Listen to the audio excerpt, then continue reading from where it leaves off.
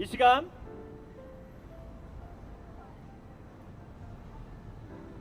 믿지 않기에 내 삶에 기적은 없다라는 제목으로 하나님 말씀 나누겠습니다. 마태복음 13장 58절 제가 대표로 읽겠습니다. 그들이 믿지 않음으로 말미암아 거기서 많은 능력을 행하지 아니하시니라. 믿지 않기에 내 삶에 기적은 없다라는 말씀으로 하나님 말씀 나누겠습니다. 여러분 혹시 생명을 다해 또한 눈물과 간절함으로 기도하십니까? 사실요, 예수님을 오래 믿으면 오래 믿을수록 우리는 간절하게 기도하지 않을 때가 너무 많습니다.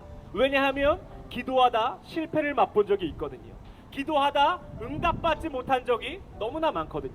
그래서 생명을 다하고 온 마음을 다해 기도할 때에 그 배신감과 상처가 너무나 컸다는 것을 다들 한 번쯤은 경험해 보셨을 것입니다. 저도 그랬습니다. 제가 참 어렸을 때요, 저희 선생님들 그리고 저희 아이들이 참 순진했던 것 같아요. 이 선생님들이 교회 학교에서요, 믿음으로 기도하면 무엇이든지 될 거야 라고 가르치셨습니다.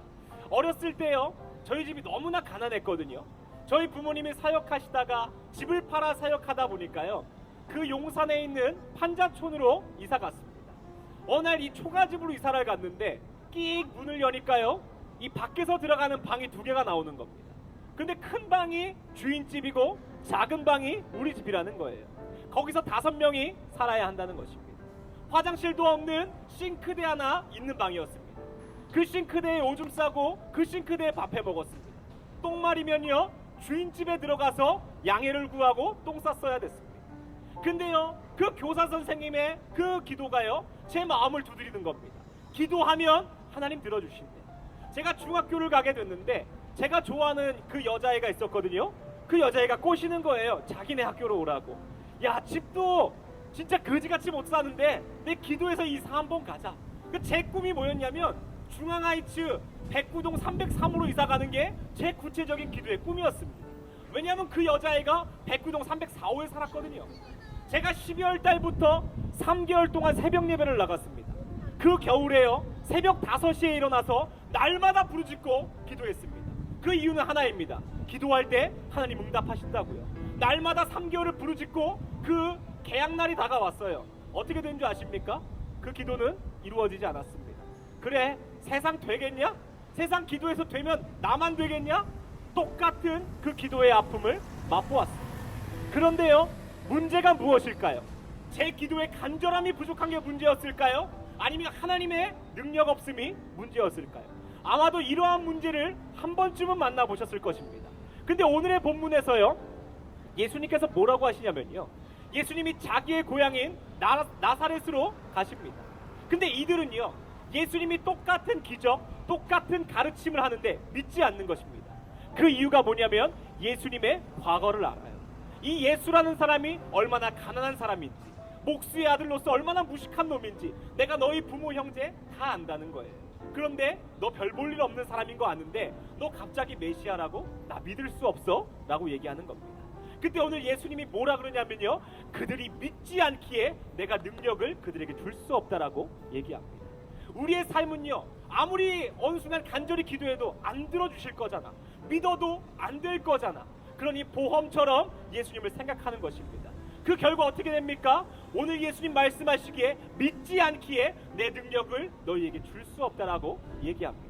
그렇다면 여러분, 우리의 믿음 없음이 문제일까요? 아니면 예수님의 능력 없음이 문제일까요? 왜 우리의 기도는 응답되지 않을까요? 그것은 우리의 믿음이 틀렸기 때문입니다. 우리의 믿음이 틀렸기 때문입니다. 우리는 어떠한 것을 믿는 줄 아십니까?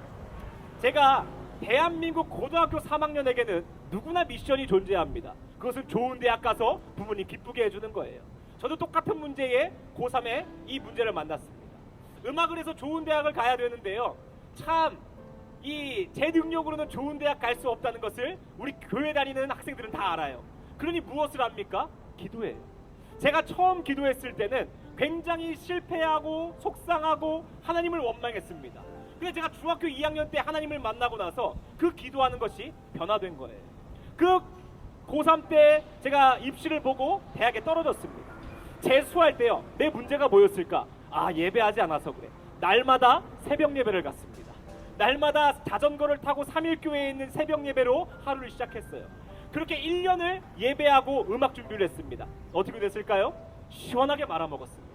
근데 하나님을 원망했을까요? 아니요. 제가 믿었던 것은요, 내가 기도해서 문제가 해결되고 내가 기도해서 상황이 역전되는 것을 믿었던 게 아닙니다.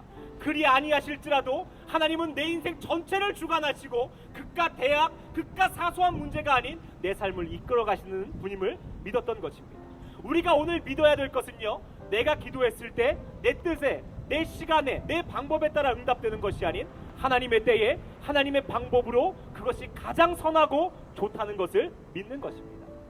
이걸 쉽게 얘기하면요, 요셉의 삶이에요. 요셉은요, 성경에 기도했다는 내용은 잘 안 나옵니다. 근데 기도할 수밖에 없는 삶이었어요. 요셉이 이 노예로 팔려갔을 때요, 제가 요셉의 마음이었으면 너무 무서웠을 것 같은 거예요. 갑자기 타국에 말도 안 통하는데 엄마 아빠 보고 싶어서 날마다 눈물로 기도했을 것 같아요. 근데 그렇게 마음을 지키고 신실했던 요셉의 삶이 어떻게 됩니까? 누명을 쓰고 감옥 가요. 아마 우리가 기도했던 삶이 이렇게 된 경험들이 있을 겁니다. 그러면 어떻게 하는 줄 아십니까? 하나님이 살아있긴 뭐가 살아있어? 왜 기도하는 거야? 왜 예수 믿는 거야? 누구나 그렇게 얘기합니다. 근데 오늘 요셉이 믿었던 건요, 상황의 반전이 아닙니다. 이 시련과 실패가 나에게 끝이 아닌 하나님께서 나를 훈련하시고 연단하는 것을 믿는 거예요. 우리가 오늘 믿는 것은 하나님의 신실함이고 하나님의 사랑이라는 겁니다. 그렇게 하나님의 사랑을 믿었던 요셉의 삶이 어떻게 됩니까? 감옥으로 가요. 감옥으로 가서 또 하나님의 사랑과 신실하심을 믿고 삽니다. 근데 또 감옥을 나갈 수 있는 절호의 기회가 생겨요. 술 맡은 관원장의 이 꿈을 해석해 주는 거죠. 근데 놀랍게도요, 하나님은 그 술 맡은 관원장의 기억을 지워버리십니다. 그럼 요셉은 어떻게 해야 됩니까? 세상 같은 우리와 같은 사람이라면 하나님 원망해야죠.